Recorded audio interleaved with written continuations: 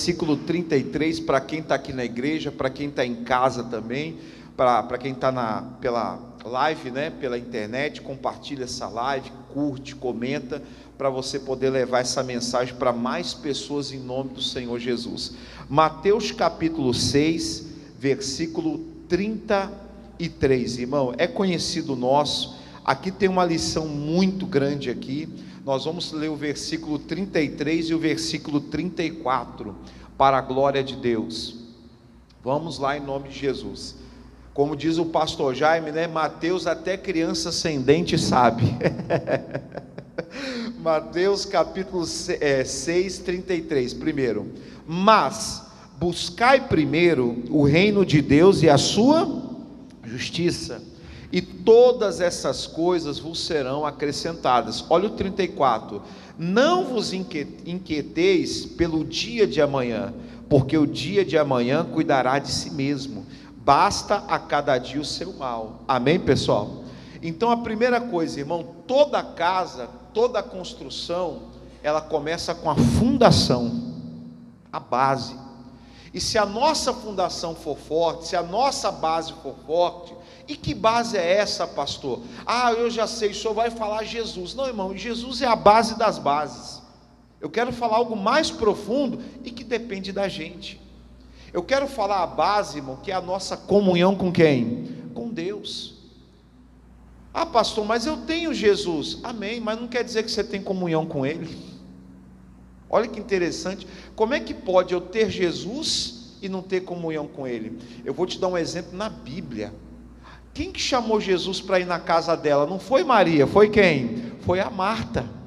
A Marta chama Jesus, Jesus está ali sentado, a Maria que não chamou Jesus, estava aos pés de Jesus, tendo comunhão com Jesus. A Marta estava para cá, estava para lá, e arruma isso, e arruma aquilo, e chegou uma hora que a Marta, ela ficou estressada, porque ela viu a Maria sentada aos pés de Jesus, tendo comunhão com Deus, e ela que chamou Jesus para a casa dela, não estava tendo comunhão com Deus.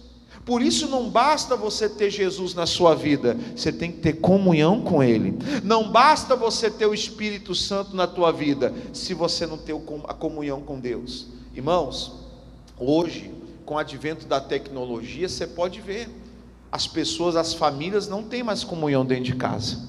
Não tem. Eu tiro às vezes por hora do almoço. Um está na TV, um está no celular, outro está não sei aonde comendo. Aonde que eles têm comunhão? Não tem. Mas eles estão debaixo do quê? Do mesmo teto, da mesma casa.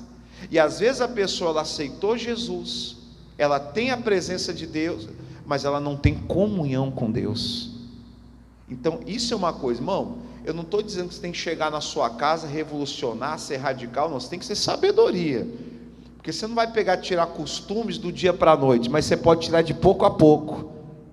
Vamos tirar um dia da semana para a gente almoçar todo mundo junto na mesa, para a gente ter aquilo de antigamente, lembra, irmão? Mais conversava do que comia, e era um PPP, e era um papapá de cá, sim ou não, irmão? Mas era gostoso, porque as pessoas estavam na mesma casa, mas tinha o quê? Tinha comunhão, e quando você tem comunhão, os laços são mais fracos ou mais fortes? Mais fortes.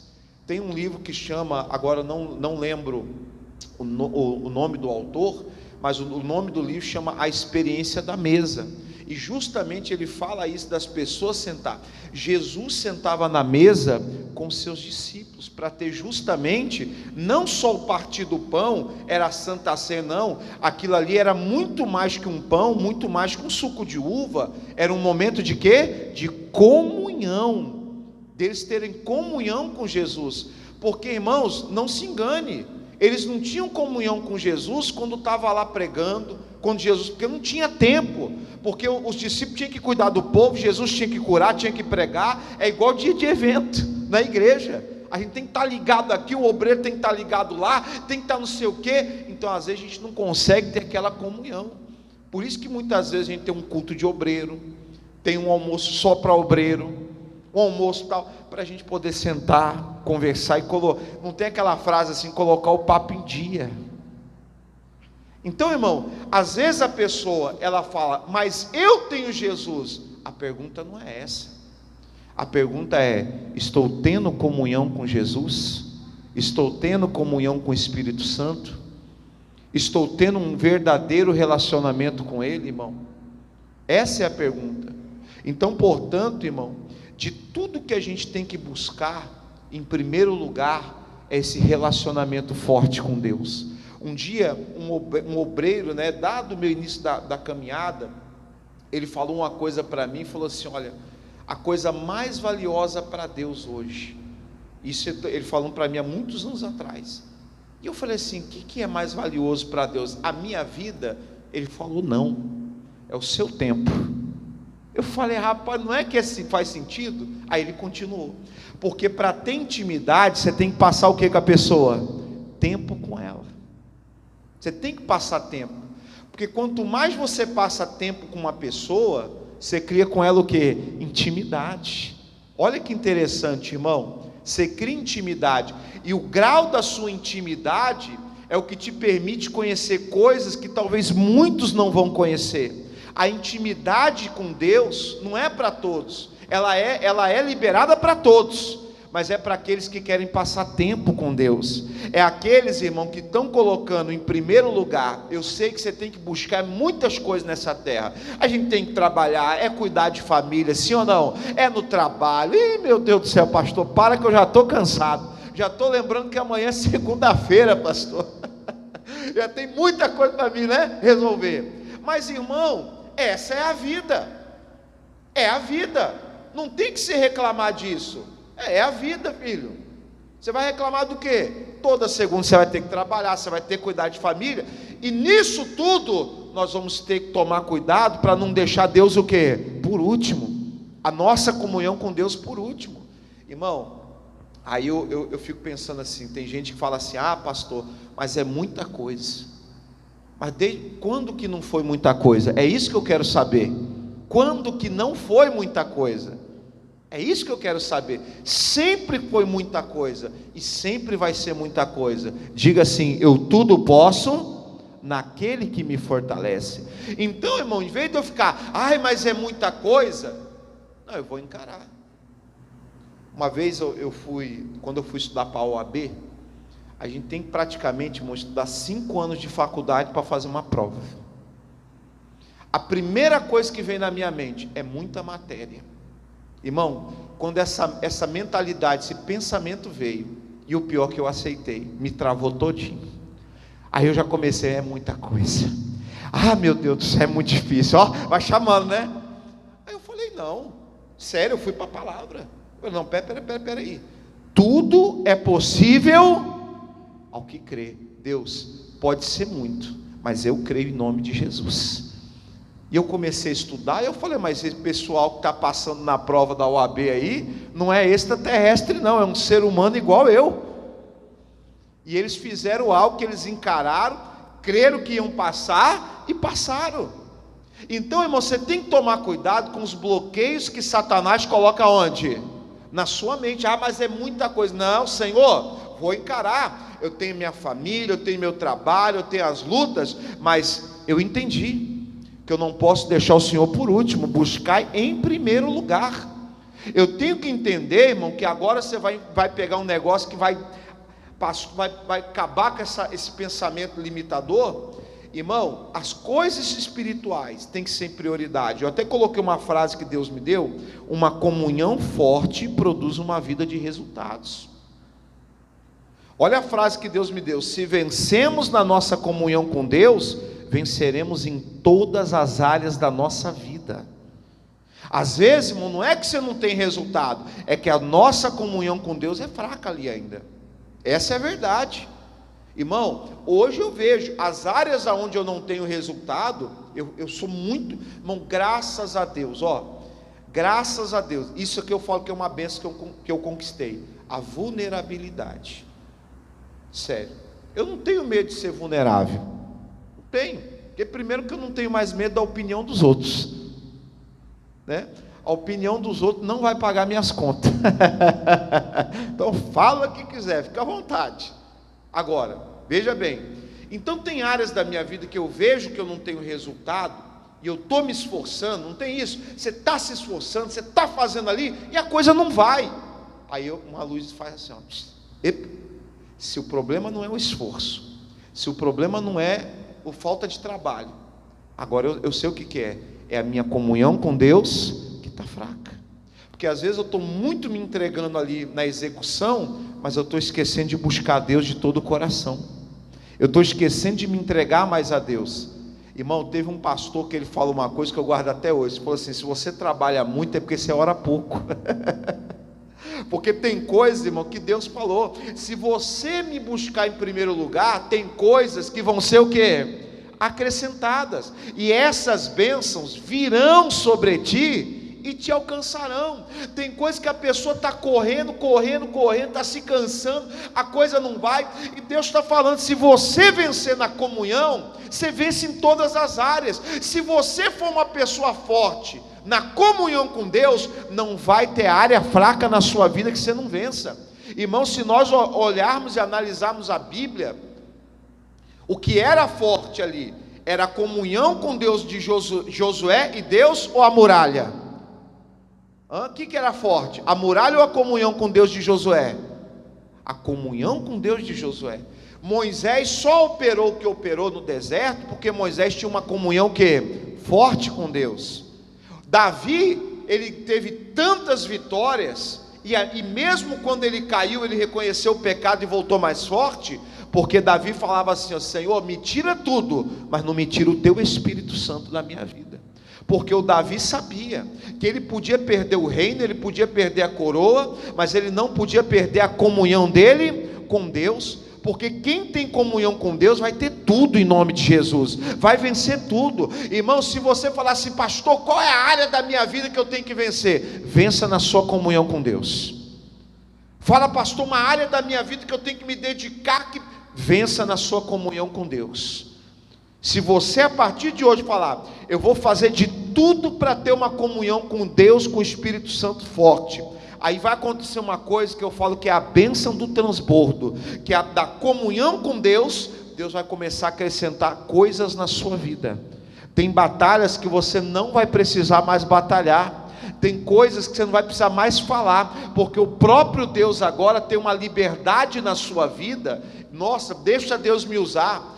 O limite de atuação de Deus na tua vida é o limite da tua comunhão com Ele. Imagina que a tua comunhão é uma lâmpada.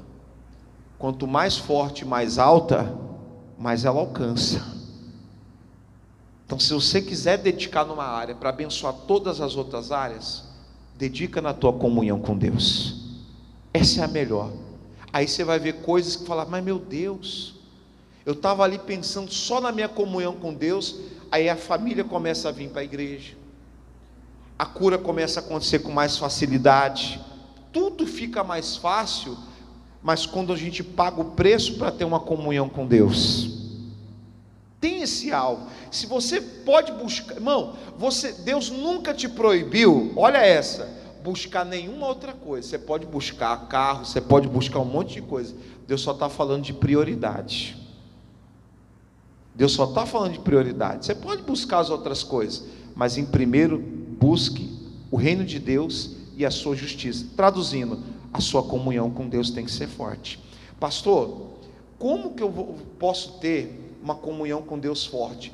1 Timóteo capítulo 4 versículo 5, e aqui eu encerro a mensagem. 1 Timóteo 4, 5. Aqui tem duas das disciplinas espirituais. Eu vou te ensinar 3 disciplinas espirituais agora. 1 Timóteo capítulo 4 versículo 5. Irmão, dessas 3 disciplinas, se você dedicar e falar: pastor, eu vou virar especialista nela, meu Deus do céu, aqui já começa um avivamento, tá? Tem várias disciplinas espirituais, mas Deus me fez colocar 3. 1 Timóteo capítulo 4 verso 5, quem já achou, diga glória a Deus. Porque pela palavra de Deus e pela oração é o que? Santificado, ou vem a santificação. Então a santificação, ela vem por 2 coisas: a palavra e a oração. Diga assim comigo, igreja: disciplinas espirituais. Disciplinas espirituais. A primeira disciplina, palavra. Ah, pastor, mas eu leio a Bíblia. Esse que é o problema, você lê a Bíblia. Ué, mas como que ler a Bíblia é um problema? Vou te falar que ler a Bíblia é um problema, porque Deus nunca mandou você ler a Bíblia. Deus mandou você meditar na Bíblia. É diferente. Irmão, eu prefiro que você leia um versículo, mas entenda ele, do que você ler 3, 4 capítulos e sair de lá do meio exatamente nada. Foi, irmão, entrou vazio, saiu o quê? E às vezes você é até mais confuso porque leu a Bíblia. Se você pegar no Salmo 1, Deus fala sobre meditar na Bíblia. Então eu prefiro, igreja, que você pega um versículo, medita naquele versículo, aprende aquele versículo, veja o que Deus falou. Tem um pastor que ele sempre falava, e eu guardei isso: a memória da caneta é melhor que a nossa. Irmão, você tem que ter um caderninho, igual a irmã Edna, igual o pessoal que traz na igreja, para anotar, anota. Deus falou em casa, anota. Veio uma revelação, anota, porque quando você tiver um problema, você vai nesse caderno. Tinha uma irmã lá de Gaivotas, ela falou assim: pastor, do tempo que o senhor ensinou eu a anotar as coisas na igreja, eu já tenho uns 7, 8 cadernos anotados. E ela falou assim: sempre que eu tenho uma luta, sempre que eu tenho uma coisa, pastor, eu vou num caderno daqueles e abro, ou Deus me faz lembrar de uma mensagem, e ali Deus fala mais comigo. Amém, igreja? Então, a disciplina da palavra não é você ler um versículo, é você meditar naquele versículo, é você perguntar: Deus, o que o Senhor quer me ensinar nesse versículo? Deus, me revela. Meu irmão, o Espírito Santo é o Espírito da revelação. Diga a glória a Deus.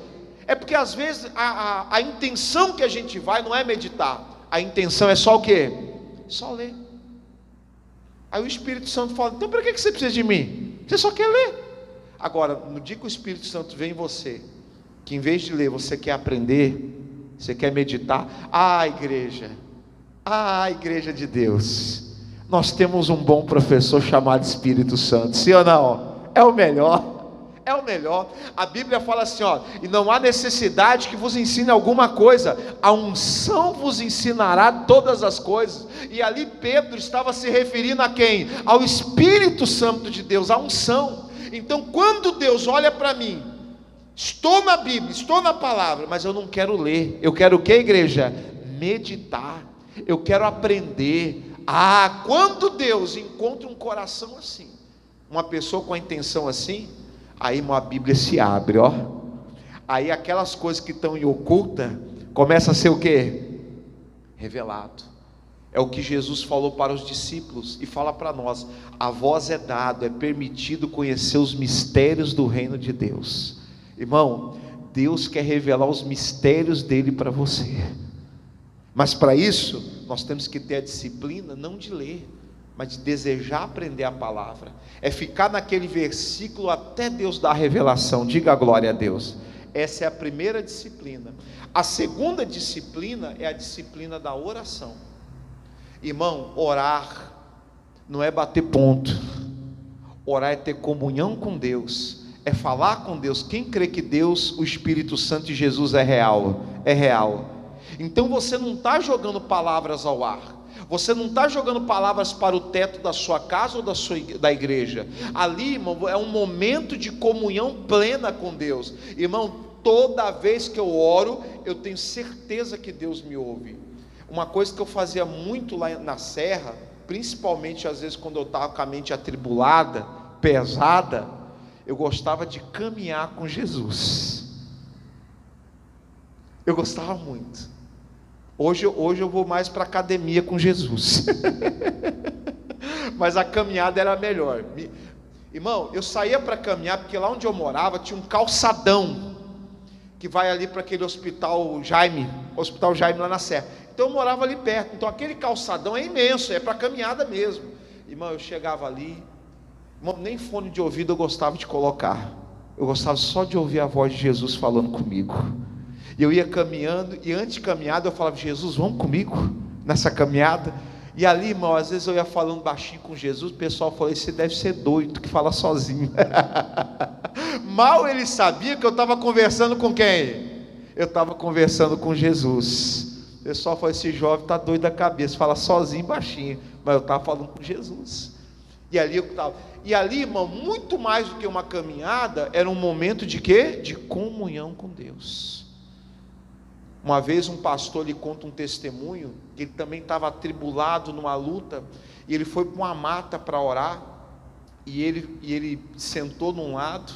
Olha o que ele fez, ele sentou, e ele falou assim: senta aqui comigo, Jesus. Irmão, ele conta, diz que viu o mato abaixar, como se alguém tivesse sentado do lado dele.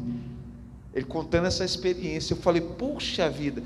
E é nisso que é a comunhão com Deus. Comunhão com Deus não é chegar: Senhor meu Deus, meu Pai, parece que está narrando jogo de futebol, irmão. Tipo assim, não vê a hora de terminar a oração para fazer as coisas. Não, é o momento de conversa. Imagina quando você recebe o seu compadre, a sua comadre na sua casa, né? Ó, senta aí, vamos conversar. Aí começa a conversar, aí a conversa vai, a conversa flui, a coisa vai embora. Agora hoje não, irmão. As pessoas oram com pressa de terminar a oração. As pessoas não vê a hora de terminar a oração para fazer outras coisas. Isso não é comunhão. Comunhão é quando a gente ora, quando a gente fala com Deus e quando a gente se entrega verdadeiramente para Deus. Isso é a oração, amém? É uma conversa com Deus. E a terceira disciplina que eu quero passar para você não está aqui, mas ela é conhecida nossa. Tem casta de demônio que só sai através do jejum, da oração, eu já falei. Agora eu vou falar do jejum. Irmão, o crente, ele tem que ter essa disciplina espiritual do jejuar, porque o jejuar é o quebrantamento da nossa carne. E tem hora que a nossa carne, irmão, ela quer tomar conta. A raiva, ira, ódio, desânimo, as obras da carne. Você quer chutar o balde, você quer chutar tudo lá no trabalho, porque estão me humilhando, em vez de orar, confiar em Deus, não deixa a carne tomar conta. Aí a carne toma conta da sua boca, aí você começa a murmurar, reclamar, aí o negócio vai se espalhando. Irmão, misericórdia, não faz isso não. Isso aí é porque está faltando jejum. O jejum, irmão, ele quebranta e controla a nossa carne. Aquela comida que você recusa no jejum é um treinamento para você recusar coisas do diabo. Ali Deus está nos treinando para recusar as coisas da carne. Então o jejum nos fortalece. Pastor, como que eu vou fazer o jejum? Irmão, aí cada um vê a sua estrutura. Tem pessoas que conseguem jejuar mais, outras menos, outras por virtude de saúde não pode jejuar tanto, mas jejum que você pode. Uma vez uma irmã, e toma remédio, tá? Ela falou: pastor, quando eu tenho que fazer um exame médico, o que o médico pede para mim? Vai em jejum. Ela falou: pastor, se o médico pede eu obedeço, quanto mais não vou obedecer quem? Ela falou: não vou obedecer o médico dos médicos. Falou: pastor, não tinha pensado nisso, o médico pede para mim jejum, eu não como nada. Eu até falo: não posso comer não, que eu tenho um exame médico. Aí Jesus pede um jejum: não vou fazer não. Mas para o médico você faz. E quanto mais nós não vamos fazer para quem, irmão? Não vamos fazer para Deus. Quanto mais não vamos fazer para Deus, Jesus. Ô Jesus, pede para mim jejuar. Ô Jesus, vou jejuar. Irmão, são as 3 disciplinas que com certeza, se você praticar a partir de hoje, todos os dias, irmão, eu vou falar só uma coisa do jejum.